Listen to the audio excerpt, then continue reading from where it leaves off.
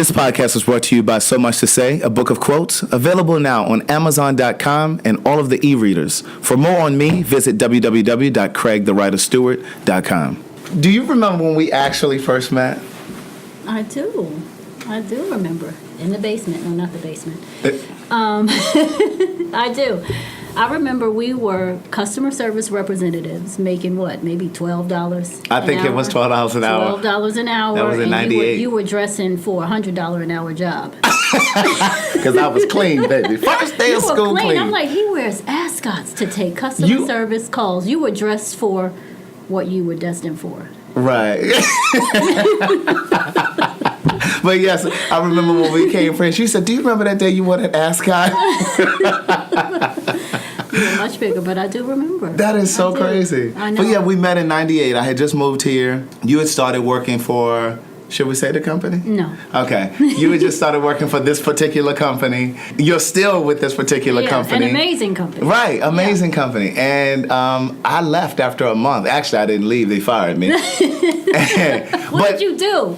Oh my God, it just wasn't my passion. Yeah. And like I was here at 22 years old, and I knew that I wanted to do something else. That's I knew right. I wanted to do something creative. But everyone who came in contact with you knew that you were gonna do something else, and they probably did too. They probably did too. Yeah. And like when we became friends, we just clicked. Yeah. You had just come from college. I had just come from college, and you were you're from New York originally. I'm from Maryland. So we just kind of clicked. Yeah. And we were like it was only like, there were definitely black people in the building, but like we just kind of gravitated. We connected. Yeah, we used to hang out. We were both dreamers. We were dreamers. Yeah, we were.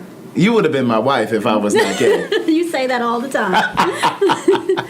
Yeah, I remember. You were a dreamer, and you had your sights set on things. And same for me, just a different path. Different path. This is very personal work for me. Politics. I believe I was called to tell my story, use my voice, be a voice for the community, to speak to and for a community of people that's been ignored, denied, overlooked. Religion. This is my life's work. Religion. I want to use words to uplift, heal, inspire, encourage. Do something different. Every Monday at 10. So, after my friends and family members found out that I was getting a divorce, all of a sudden I became the divorce expert. I started getting text messages, phone calls from multiple women saying, "Hey, I've been thinking about divorce too. When did you know? How did you know? How did you do it? Because I'm thinking about doing the same." And the first thing I say is, I'm not an expert. Save your marriage. And they're always taken aback. Like, what? You got to divorce? Save your marriage. Have you done counseling? We did counseling. Did you fight for this marriage? You have children? What can you do to reinvent the relationship? So if you're thinking about divorce, don't jump into that. Think about what you can do to save it. Bringing whoever you have in your life, a trusted person, and think it through, because it shouldn't be a decision that is taken lightly. And, don't rely on other people who are divorced to help shape your path moving forward. And so I always redirect those people, and they're always surprised. And I don't give them a lot of input on here's how you navigate divorce. I give them input on here's how you navigate saving your marriage. Now, if you get to the end of this and you can't save it, then you go down the path of divorce. But I'm not going to tell you how to do that. Back in maybe 99, and you probably missed this. Maybe I met you before I did this, but I had gone over to the University of the West Indies to study, and there was a course that I had taken on European notions of beauty. And in this class, I had the weave of a lifetime. I mean, it was gorgeous all the way down my back. And the professor said, "Why do you have that?" And I was like, "What do you mean? It looks amazing. That's why I have it." And he's like, "Why do you wear your hair straight?" I'm like, "How else would I wear my hair?" He's like, "In its natural state." Now, I had been pressing my hair for years. I don't even know what the natural state looks like. And he's like, "Why do you think you need to wear it straight?" And I was confused because I couldn't answer. Had never really even thought about it. I never thought about it. And so I came back, shaved it off completely, started from scratch, My family thought I was crazy. They said I had gone to Jamaica and joined a cult. And I also stopped eating pork, and that was it. It was like, you got nappy hair and you don't eat pig feet? Something's wrong. Right. And so I cut it thin, and I never permed it again. Right. And so when you've seen me and it was long and straight, Right. it was a flat iron. Right. Because as soon as I washed it, it would pop back into that fro. But right after I got the divorce, I did change my hair. I actually colored it a little blonde, and I had this banging blunt bob. And I wore it that way for probably about 9 months. And just a few months ago, I decided, let me just go back to these curls. Let me go back to the natural state, because there is something powerful about curls. But I will say, to answer your question, yes. So there is something liberating about divorce for some women. So was it conscious that you were cutting your hair? Like, okay, I need a change. Yes. Or was it? It was. No, it was conscious. Okay. I mean, I consciously felt reinvented emotionally, spiritually, and so physically I needed to match. And so I cut my hair, and I wanted something different and drastic, something that would allow me to feel like me, because I hadn't for a long time. So do you feel like marriage cost you? Do you feel like you lost some of you in the marriage? That's a good question. I did, but you should. So you should lose a little bit of yourself in the marriage, because when a wife is, when a husband and a wife come together, they are born, right? That relationship is new. What they have together is new. And so you need to come together and create something new, and who you were beforehand certainly plays into it. But you've got to create this new relationship and this new space with this person. So you do tend to lose a bit of who you are, but your values should be consistent and shouldn't be compromised. And I would say that they were in my marriage. So that was some of what I needed to get back. And would you say that your values, your personal values, should be aligned with your partner's? Oh my God, yes. Yes, they have to be. Because I've been in relationships where fundamentally we were different. Yeah, but you can be fundamentally different, but at the core, you still need to have values that are near and dear to who you are. For a lot of us, we don't even know what they are, right? So before you get married, you've got to know what your values are, know what you're willing to compromise on and what you're not, and be able to align to a person who can help you maintain that. So what are some of the things that you would compromise or wouldn't compromise? What's both? Family is important to me. And for me, maybe a little bit more than others, in that I come from a rough background. Yeah, you're from Brooklyn, I know. Brooklyn. Right? I come from Brooklyn. I'm the first to go to college in my family. Well, let me say that. You're from pre-gentrified Brooklyn. Pre-gentrified Brooklyn, Go right. ahead. Not the Brooklyn that we know with the $800,000 studio. Right, so you're the first to graduate from college. First to graduate from college. My parents were 17 when they gave birth to me. My mother went on to get her GED. My father was shot and killed. And so I took it upon myself. They didn't necessarily place this on me, but I felt like I had to save my family. How old were you when your father was killed? I was 14. Okay. And so you felt like there was this unspoken expectation of you to succeed. Yes, absolutely. I mean, I was 14. My mother needed me to step up, or so I thought, right? Or so I thought. So I took it upon myself to try to do all that I can to be successful and bring my family along with me. And so I would always tell guys, I'm a package. You know, I come with my family. Is that a good thing? No, it's not, because you need to bring yourself into the marriage, not what some might call baggage. And so I felt like I had to take care of my family, and I brought that into the marriage. So when you said I'm a package, because see, ostensibly when you said I'm a package, I thought you meant, oh, I'm a great package. But you meant, oh, I come as a package. It's me, my mom. Right, Okay. and that, I mean, that's a lot to expect someone to embrace, right? And that's a lot for me to take on. But I felt like, you know, I needed to do that. When you got married, how long were you married first? 11 years. 11 years. When you got married, did you think, and before you answer this, think about it, did you honestly think that you would be married for the rest of your life to that same person? I don't even have to think long about that, because I know the answer. What's the one answer? that I've had to answer in the past. I thought that I would be married for as long as I could. So you knew that it wouldn't necessarily be forever. Well, it's not that I knew that it wouldn't be forever, because I made a vow that I would certainly try. But if it didn't work out, I was okay with that. So when did you know that it was no longer working for you?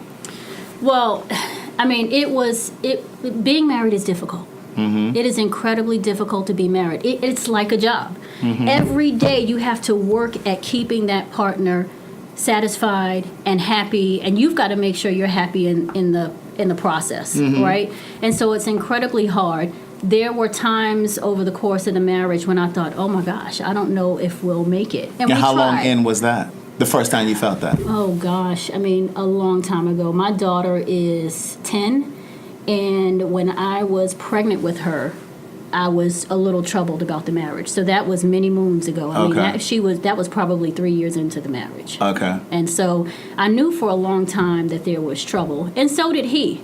But how we got married is why there was trouble. And not to, I'm sure you probably have this question, but I'm just going to take it back and say, when you are deciding to get married, you have to be getting married for the right reasons. And although we loved each other, we were incredible friends. I mean, he had been a friend of mine for years, liked him so much as a person. Whether or not we were designed to be married or even be in a relationship is questionable. But you're not saying that you shouldn't be friends, because I'm sure somebody... You should be friends. We should be friends. Right. You should be friends in marriage. Because I know somebody's probably hearing this saying, well, maybe I shouldn't be friends. No. You want to be friends, but just because you're friends doesn't mean you're going to make great lovers. Step. Right. And so whether or not we should have taken that next step is arguable. Right. And because the foundation really wasn't anchored on, yes, we absolutely should be married, and there were questions from the beginning, but my being pregnant accelerated the marriage. That sort of plays into it. And so for anyone considering marriage, I would say, first, going back to values, know who you are, know what you stand for, know what your values are, and if you are thinking about marrying somebody who isn't necessarily aligned to that, stop right now. But what if all of the elements were there in place for you and him? And perhaps you just had a great run. Suppose it was just supposed to last 11 years. Suppose it wasn't that fundamentally you were too different, or, perhaps you just had a great run. Because I am of the belief now, at 41 years old, and I say this all of the time, I do a Facebook Live Monday through Friday, 9 p.m. Eastern Standard Time. Yes, we talk about we talk about relationships and everything. But I am of the belief now that every relationship isn't intended to be a forever kind of love. There are 7 billion people, if not close to 7 billion people in the world. So who's to say that you, Tanika, should be with the same person for the rest of your life? You had a great run. Yeah. Now it's time for you to experience something else. Now it's time for him to experience something else. And I think sometimes we get so locked in this idea because of the world in the society from which we come, just like you were saying at the top of this conversation about wearing the long weave, the straight hair. You didn't even know why you were doing it. I didn't. You just were doing it because it was, you know what I mean? Yeah. It was just something that people did. Yeah. And so I think we sometimes have this idea that when you get married, it is supposed to be permanent. Yeah. And I just think that that's not necessarily the case. Well, I tend to agree with you, and interestingly enough, I have said to him and to others, I feel accomplished. We were married for 11 years. We had 3 beautiful, intelligent, amazing children. I mean, that in itself is an accomplishment. I don't feel sad. I feel sad that my children don't have both parents in the household, but outside of that, I feel like, man, we did great things together, and now it's time for us to move on. But then that brings me to another question, which you didn't ask, but another question that was posed a few days ago with my friends, and that is monogamy. Like, is monogamy against the grain or what? Because exactly. Well, that kind of goes into what I was saying a moment ago. It's like, who's to say that you're only supposed to be with one person sexually? And that whole completely debunks this whole idea of religion and all of that, which is why I have questions about religion. Yeah, well, I mean, monogamy in general is a difficult thing, and in so many ways seems to go against the grain of who we are as human beings. I mean, the thought of being with one person, and I'm being completely candid here, the thought of being with one person until I die gives me anxiety. Let me tell you something. I say this on my Facebook Live. I don't even know what I want next Tuesday to eat for lunch. So how do I know I'm going to want to sleep with you still 5 years from now? Right. Or wake up every day and just see you. I just think that I want to be mature enough in my next relationship to say, listen, I want us to just take this a year at a time and say, okay, listen, we're going to commit to this for the next year. And on such and such date, we're going to come back and we're going to reevaluate this, either go to dinner or sit here at the house and say, listen, how did you feel about this last year? Do you think you can make it through another year? Yeah. Let's do a year at a time.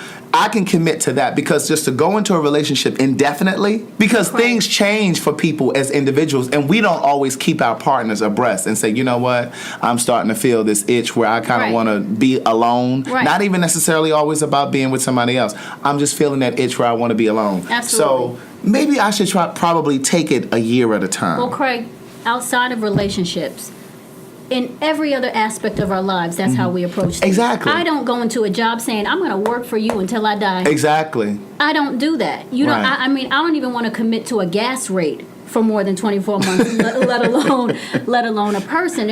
So it all ties back to religion, right? In terms of why we feel like we have to make such a lengthy, lifelong commitment to someone when we evolve as people. We change. We do and it evolve. doesn't mean that in 10 years you will look at that person and think, you know what, I'm going to be with you anyway, even though I've developed into this completely different person. I think as women, we're more empowered than ever. In fact, my ex said that to me. He said, women nowadays can make the decision to leave marriages a lot more confidently than they could in the past, because guess what? We can take care of ourselves. Because you can, In the past, I mean, let's be real, women stayed around because they didn't have a choice. And I think that's why relationships tended to have a longer lifespan then than they do now. Because where are you going? You don't work. You don't have an income. Where are you going? Well, he's having a great time. Listen. Let me tell you. And I just feel like you only get one life. So if I'm not happy with you after 11 years, why should I stay in this arrangement? Because that's what it's become. Craig, let me tell you, truer words have never been spoken, and I have spoken those exact words when people have come to me and said, why are you doing this? Number one, you and your ex seem great together. Great together. And I've gotten that a lot. You seem great together, you have great children. Why don't you just stick it out? Why would you do that? I mean, if you are not happy and miserable in a relationship, why would you stay? And so many women and men do that. They and I'm sure in sexless, miserable marriages, loveless relationships. Just because you're staying for the kids, so you can model that type of relationship for them. Because they learn from that. They see it. They learn from the things that you never even speak. Absolutely. They pay attention. They absorb it. Yeah, they do, and then they grow up and repeat some of the same dysfunctions. What you demonstrated. Because you demonstrated that this is how it should be. I don't want my children to see that. I want my children to see me thriving and happy, and I want them to see the same in their dad. And in order for us to get there, we had to separate. And I'm okay with that. And what you've communicated to them is that it's okay to change. Yeah. It's okay to be comfortable with the discomfort of change. And when you do, you can be even better than you Absolutely. were. And so they can see that modeled and know that, you know what, for as long as I can make it work and be happy, I can stay there. But when I'm not there anymore, it's okay to do something different. And they won't just apply that to a relationship. That'll be a job. Right. That'll be a career move. You know what I mean? That'll be moving to another state or another country, if that's what their desire is. Let me ask you this. Do you think that you married your father? Because you said your father was killed at 14. No, he definitely isn't my father. He is not? He is not. He's almost the exact opposite. I mean, my father was a swagged out thug, if you will, from the hood. He was amazing, but he was not the straight-laced corporate guy that I ended up marrying. No, he was not my dad. I will say this, though, Craig, because I had this conversation. Obviously, I have a lot of conversations about relationships now that I'm divorced. But I spoke with a woman. She's not really a friend, more of an associate. And she was saying that she and her husband have an understanding. They love each other deeply. She can't see herself with someone else. But the idea for both of them to be together until death and never be with other people is frightening. So he does some things on the side, and so does she. It's an arrangement. But in terms of, it's an arrangement, but that emotional connection they save for each other. But I don't understand. Listen, let me say this. I don't know if you can manage that. Yeah. You may be able to contain that for a while, but with that song by Pebbles and Babyface, Love Makes Things Happen. I know. What's the line? He says, you could be a faithful man with a good heart and a good intentions. Good intentions. However. But sometimes love just happens, and you don't know where it's going to come. So that may work for right now. Yeah. But it could backfire. And I say that to people who think, oh, well, we'll just have an open relationship, or we'll just do threesomes, or, it only contains itself for a period of time. Right. For a period of time. And I think that a lot of people are afraid to leave because of fear. Yeah. Because of the unknown. And so I believe that there are people who make the decision to stay in arrangements or stay in relationships where they have these loose boundaries because they'd rather have a life with someone that they know, quote unquote, and we're just going to share in the expense of living together. We're going to go ahead and pay this mortgage together. We're going to go ahead and vacation together. I'm going to come home to you. I'm going to commit to coming home to you. Yeah. You commit to coming home to me. And that's it. But then whatever you do extracurricular, that's your business. Well, the familiarity of the routine Yes. keeps you. Yes. It keeps you, and our brains like the familiar. Absolutely. Our brains gravitate to the familiar. And so when you decide to do something different, your psyche will tell you that you are all wrong. And my ex and I had conversations. I mean, we were friends, right? So we had conversations like, should we stay in this marriage? Should we not? And we talked about, well, you know what? We should probably get a divorce. And we would leave it there. There was no action. How long did that go on? Oh, that went on for a few years. Like, should we do this? Should we not? And then we would go back into that routine. Until one day, I came back. I had actually gone to New York. There's something about New York that just gives you courage. And I came back and said, you know what? Somebody has to pull the trigger. Yeah. Somebody has Listen, to Gladys pull Knight the said neither trigger. one of us wants to be the first to say goodbye. I know. You going back to all my favorite Listen. songs. And so I said, someone has to pull the trigger. Someone has to do it. And he told me after, he was caught off guard. So what did you say to him? You came home. What was he doing? Was he washing dishes? He was in the kitchen. He was at our island in the kitchen. And we were kind of just standing there talking. And where were the kids? I don't know, off somewhere. Maybe in the basement upstairs. They were off somewhere. And I said, we're not happy. Were you nervous? Was your heart racing? I was a little anxious, but I was ready. And there's something about knowing that you're ready. I'm an intuitive person, and my gut does not fail me. It never fails if you pay attention to it. Right. And so it was time to have the conversation, and I said, someone has to pull the trigger, and we've got to act. So we need a date. So you said that to him? I said we need a date. And the date was August 1st, and that was May, so maybe we wanted 3 months to try to figure it out. And we set the date for August. And what was this date? To come back to revisit the conversation? No, the date was we are splitting. We are over the next few months going to figure out who lives where. We owned a house, so who lives where. Are you still in that house? I'm still in that house. Okay. He didn't. It was a big house, and he didn't want to maintain it anyway. Right. So who lives where and how we interact with these children, right? Who has them when, and how are we going to tell them? That was a big deal. Yeah. How will we tell these children? I'm like, listen, I'm not an expert here, so we went and got a family therapist to help us work through. This was very mature, very adult. Yeah, but when I tell you how it turned out. Oh, okay. So we went and worked through how do we tell the children, have an amazing family therapist. So wait, did he cry? Did you cry as you were having this conversation We didn't one-on-one? cry. Okay. We did not cry. And I mourned the loss of my marriage before this date. Yeah. And so Yeah. there were really no more tears at that point. And so we decided on a date, and we moved forward as the friends that we were and the professionals that we are. And so we talked to the therapist, and she said, here's how you do it. Here's how you have the conversations. So the And two that's of how you we went to said the therapist two of first. us went You to didn't bring the therapist. kids. We did not bring the kids. So how long after that conversation did you and your ex-husband, go and see the counselor? Probably 2 weeks. Okay. 2 weeks after. It wasn't long. Okay. 2 weeks after. What did you learn from that conversation? I learned that, number one, we were rare in terms of us going to a therapist and having the conversation. And she commended us both for wanting to protect our kids in a way that once they found out, it didn't damage them for life, right? So she complimented us in that way.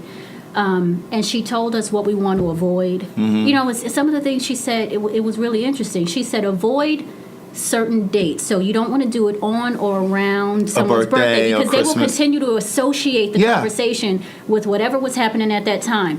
Even if a song is playing, when you tell them, whenever they hear that song, they're going to think, that's the song. And they won't playing. even know. Right. They won't even know they spotted it. Let me tell you something. I'm going to cut you real quick. I had a breakup. It was the very first guy that I ever went out with. And I will never forget the decision day when I went over to that house and saw what I saw. It's in my first book. When I tell you, buy the book. When I tell you I got in the car, I went to reach for the radio to turn it on, and I said, nope, I'm not turning it on because whatever is playing on this on this radio will be the song that will be in a time capsule for the rest of my life. It's true. It's absolutely true. And so she gave us that type of guidance, things that I didn't necessarily put a lot of thought into. And so we left there thinking, okay, now we're going to work this out. Tanika, you will stay in the house. He'll find another place. He said, I'm not going to be far away. I'm going to do it probably within a 5-mile radius so that I'm close to the kids. And we talked about, when he would have them. And we also talked about how we wanted to divorce because we didn't really want to involve attorneys. Right. And so, we said we'll do our own parenting plan, our own settlement agreement. We'll have attorneys review them for us, and we'll just submit them because we want to avoid court. So we approached it like in the most mature and professional way. Unfortunately, we got into some sort of disagreement, and we didn't tend to argue in front of the kids. That was rare, but it was hot and heavy, and they overheard. So that's how they found out. So it wasn't ideal, but we cleaned it up pretty quickly. So that's how they found out, and then he went his way, and I went mine, and it was over, and I was out. So when did the agreement change? Because you said you approached it maturely, but you go through the stages of grief. Yeah, absolutely. You go through the stages of grief, and so even as you approach it in the most mature way, you're still on occasion angry. You're sad. You're in denial. Like, wait, is this really happening? Feeling indifferent. And so whatever happened on that particular night caused us to get into a disagreement. And they overheard. But like I said, we cleaned it up. And after the fact, we took them to therapy and had them continue therapy for a long time just to make sure they were okay. Because my biggest fear is my daughter or son being 25 going to therapy saying, I'm here because my mother. Right. Or I'm here because my father. Right. So when you did have the conversation with them, when they finally knew that it was official, that you were going to divorce, what did they say? Like, what were they feeling and saying? Let me tell you, I love my children. They are so precocious. I'm biased, but they are so incredibly smart. They really are. My son, who just turned 12. Now, at the time, he was probably, 11? He was 11, yeah. He was 11. He said, wow, I just didn't see that coming. Little boy, have a seat. I'm like, what? He's like, I didn't see that coming. You guys didn't argue. You seemed like, because again, we were friends, but that's all we were, right? And so he said he didn't see that coming. My daughter, on the other hand, who is a lively Leo, who, is, emotional and assertive and tells it like it is, she had other words, choice words, like, this isn't right and we need to rethink this as a family. But eventually, and how old was she? She was 9. She said we need to rethink this. Right. But after a while, they understood, and we had conversations about change. And then my son had a friend who was also going through. His parents were going through a divorce, and so he came home one day and he said, oh my gosh, Mommy, so many other people are going through this. And I didn't realize this, but so many other parents are divorced, and I just didn't know. And I said, right, because you see them on the soccer field and their parents are talking and they're happy and they can laugh together, and you didn't even realize they were divorced. And your dad and I are amicable. And so we'll try to do the same. And there are times when we're not amicable, but the kids don't know. Right. Because they shouldn't. Right. That's not their burden to carry. Right. And so I can say with certainty that I have never said anything about their dad to not make them think my dad is the greatest. Right. They think their dad is amazing. Right. And I continue to perpetuate that because I want them to believe that. It's not the children's burden to carry. And so if you're disappointed with your ex, they don't need to know that. Right. Right. So I try to keep them clear of any of that type of language. So has their relationship changed? Has it become? It's changed, not just with him, but with me. I mean, it just is. It's something that has to change because the dynamic has changed. Unfortunately, he moved away, so he's in a different state. So it's definitely changed in that they don't see him as much, and they don't get to talk to him as much, and that's difficult because it's, they had to deal with the divorce first, and then they had to deal with their dad taking a job in another state. So it definitely changes things for them. And I would say in every divorce, Craig, whether we like it or not, right, there's a hero and a villain. And so at different times, I might be the villain, and their dad is the hero, and vice versa. But again, you shouldn't do anything to perpetuate that and to paint your ex in a different light. But yeah, it has changed for them. And children need to be nurtured during a process like this. They need to be. And in our community, we don't always do that. Right? We just move on and we bring the kids with us. We expect them to just keep up. We expect them to keep up. And you've got to sit them down and have the conversation and ask, how are you feeling? I do that. I say, how are you feeling about the divorce? How do you think this has impacted you? And they can't always articulate it, but I want them to know that it's safe to have the conversation. And at least for them to start processing it mentally in their mind. You know, at least start to ask themselves questions. Exactly. So would you do it again? Would you get married again? I would. Now, I'm not out looking for that. Right. And, you know, if I'm dating, I don't give any impression that I'm looking for something lifelong. Now, if they say, are you open to a life partner? Absolutely. Are you open to marriage? Yes, because I believe in love and marriage can be great. But, you know, not necessarily looking to jump into something like that now because I've been married for 11 years. So maybe I want to have a little fun. You gotta dip it and do it for a little while. So wait, let me ask you this. So how long do you think it would be before you actually introduced your kids to someone you're dating? Oh, my God. That is a hard question. Do you think about that? I do think about it, and I can't visualize it, and it scares me. Well, that's probably because you're not seeing anyone at that capacity. And you know what I mean? Perhaps that's what it is, but I can't even visualize it. What's interesting, and again, this goes back to the way my children are set up, they have asked me. And my daughter has even said, you need to date XYZ, this type of person. And so, what kind of person is she saying? I don't even want to tell you. But she's like, you need to date like a big person, like somebody that has their name in lights, mommy, because that's the type of person that you need to be with. The difference is he's gay.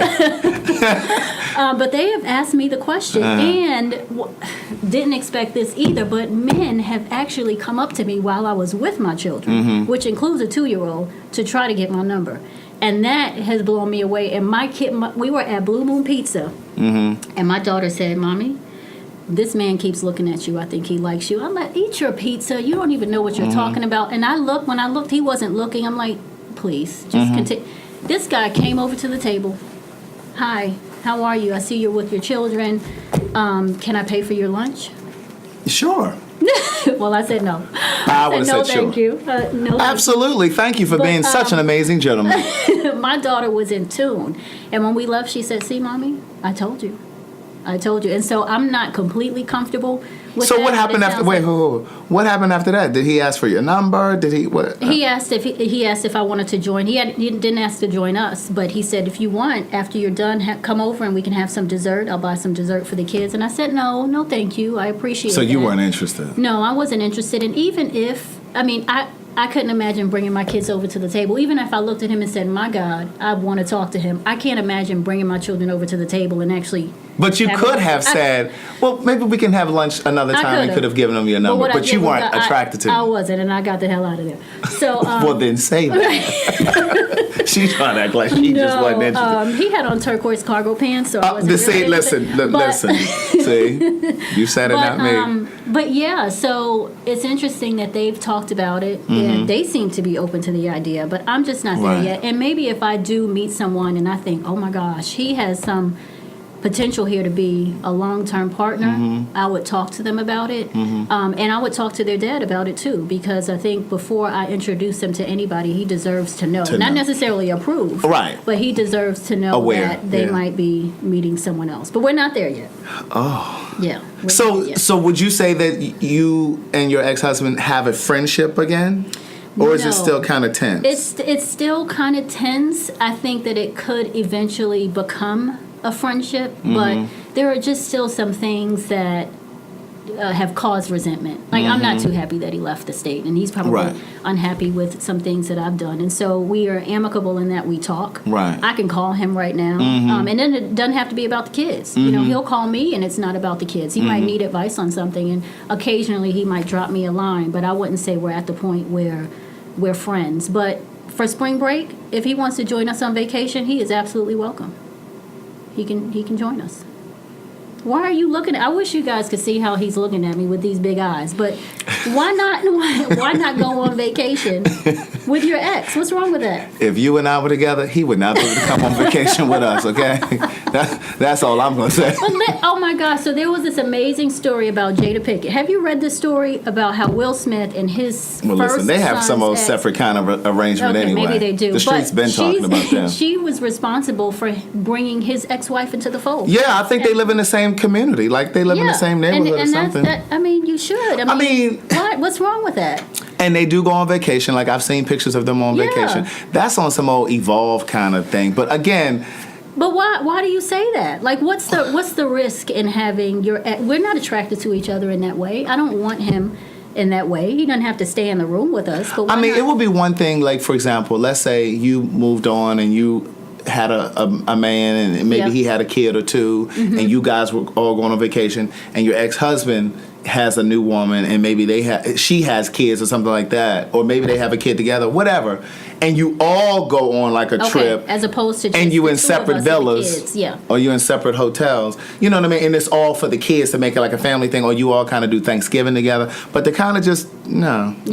But I think that, again, with like Will and Jada, like, there have been so much conversation around them having this kind of loose arrangement. So I mean, that's not really uncharacteristic for them. Yeah, I've heard that. Not that I think that, because interestingly enough, I just said to somebody the other day, I said like Puffy.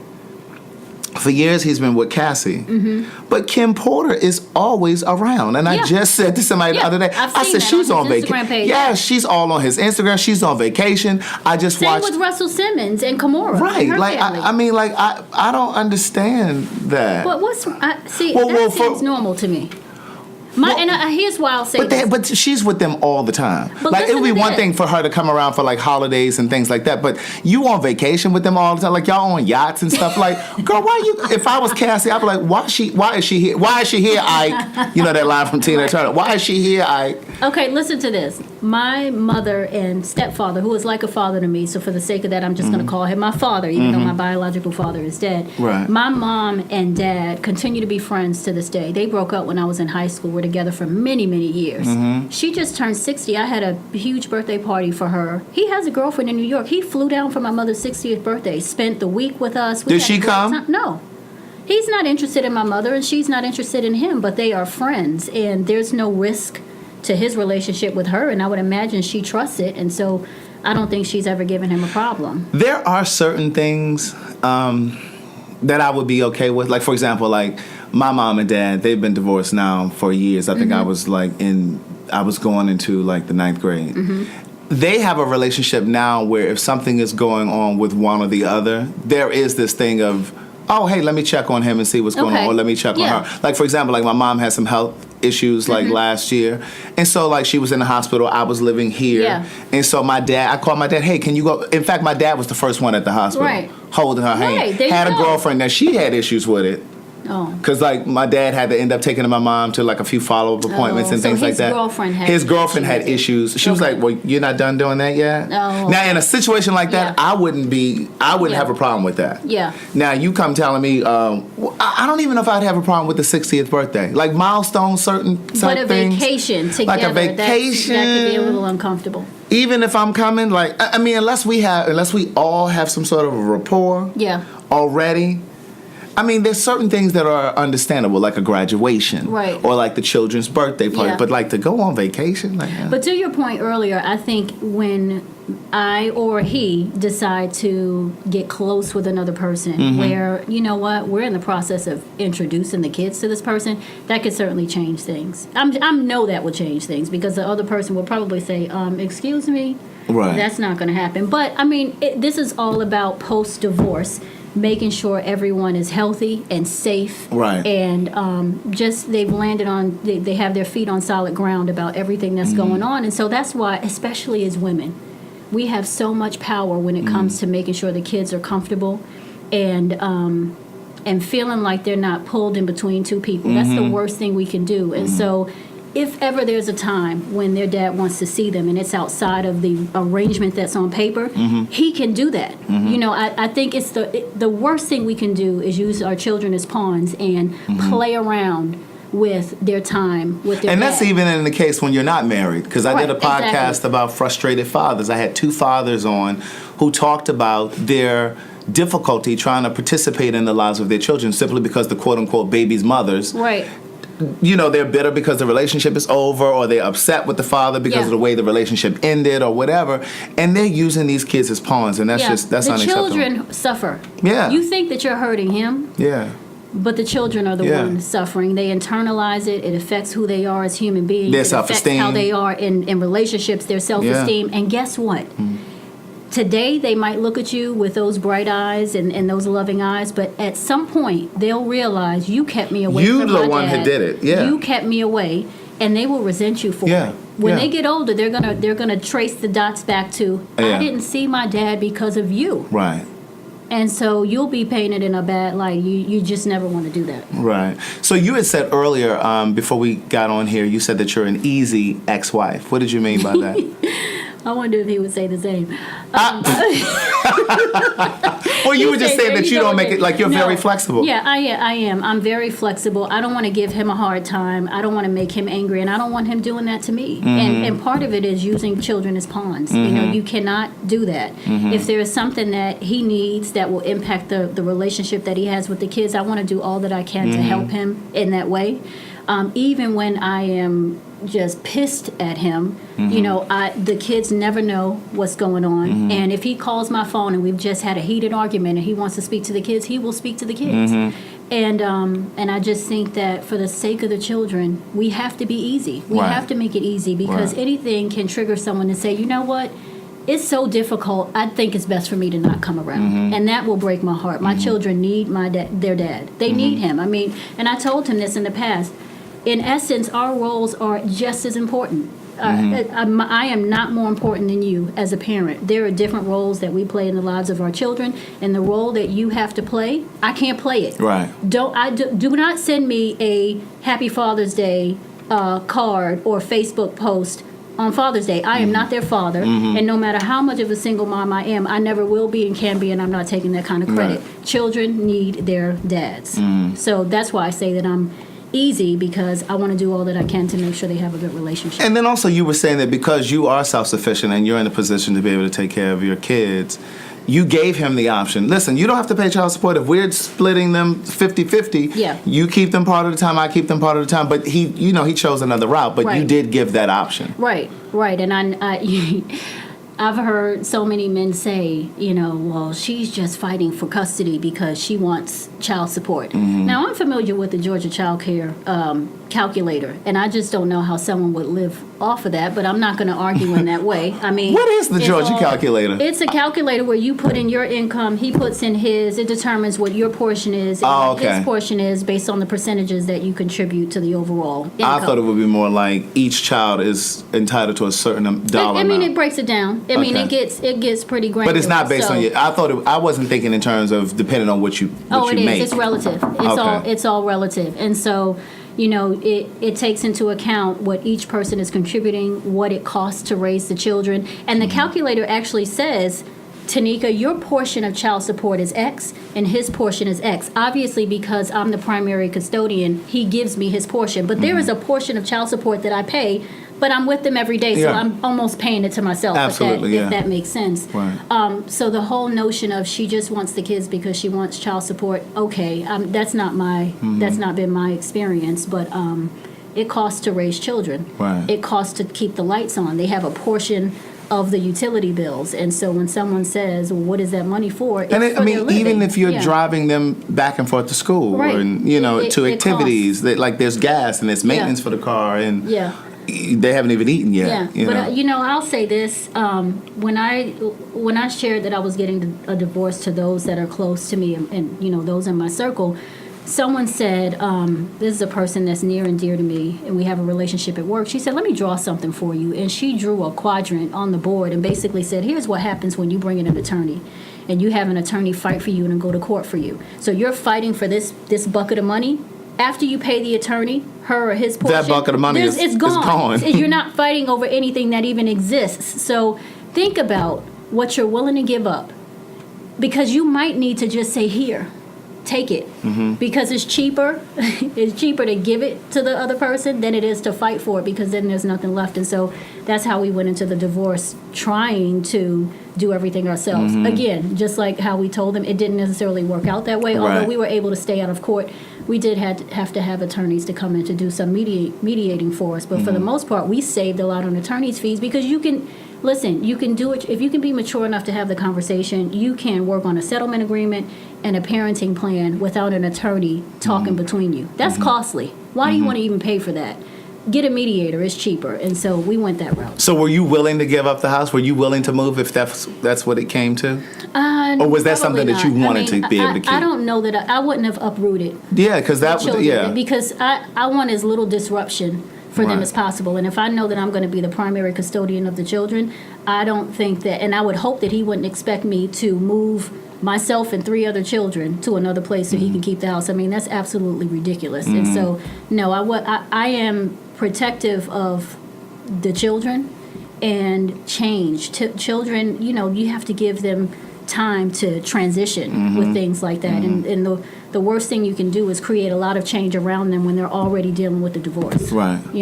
I just want to reiterate, going into a marriage, go into it for the right reasons. Know who you are. Know what makes you happy without anybody else, because you have to be happy with who you are. A lot of us don't even know what makes us happy. Figure that out. Figure out what your values are, what you stand for. I never even finished my thought when you asked me. I got as far as talking about my family, but you got to know what's important to you. And different things like, do you want him to have great credit? Financially, where do you want to be? How do you communicate? Is this person a person that you can have a good conversation with and be able to communicate in a functional and healthy way? Because if you can't, guess what? The relationship will fail. And I'm telling you right now, if you can't communicate with the person, if financially you guys aren't on the same page, the relationship will fail. Most relationships fail because of finances and communication. And so if from the start you have trouble in those areas, don't get married. Don't get married. Don't do it.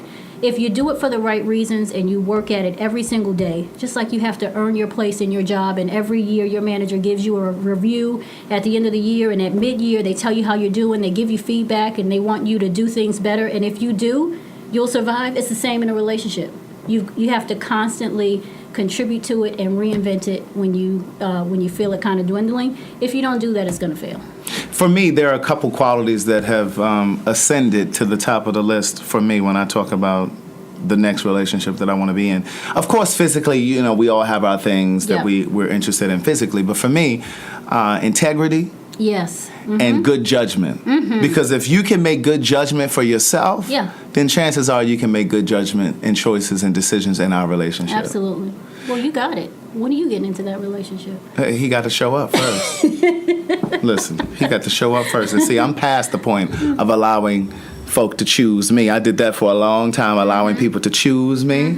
And it's just like somebody said to me, she said, stop allowing these guys to choose you.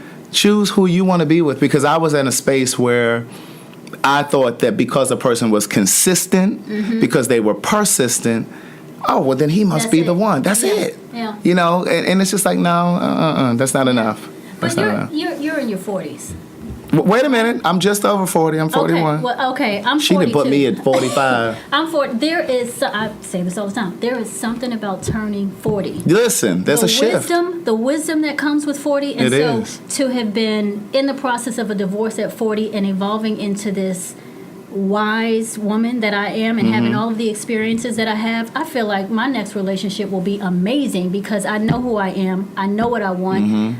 I don't necessarily need anybody right now. I mean, someone has to come in and be a compliment to who I am. And if you're not a compliment, guess what? We can be friends or we don't have to talk, but that's where I am. Yeah. And I think that's part of the reason why it's taken me a moment to get to that next person, because I'm in such a clear headspace now. Whoever shows up, he's going to have to be spectacular. Oh, yeah. Hence the reason why my daughter said his name has to be in lights. Yeah. Because she knows her mama deserves a prize. Thank you guys for listening. This has been So Much to Say. We're available in SoundCloud, Spotify, Google Play, Stitcher, TuneIn, YouTube, wherever you can listen to a podcast. So if you have not subscribed or hit the follow button, do that now. Please share this podcast with your friends, your family, your network.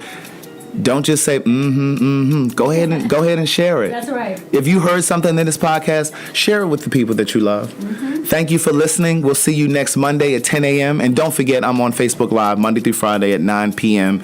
Eastern Standard Time.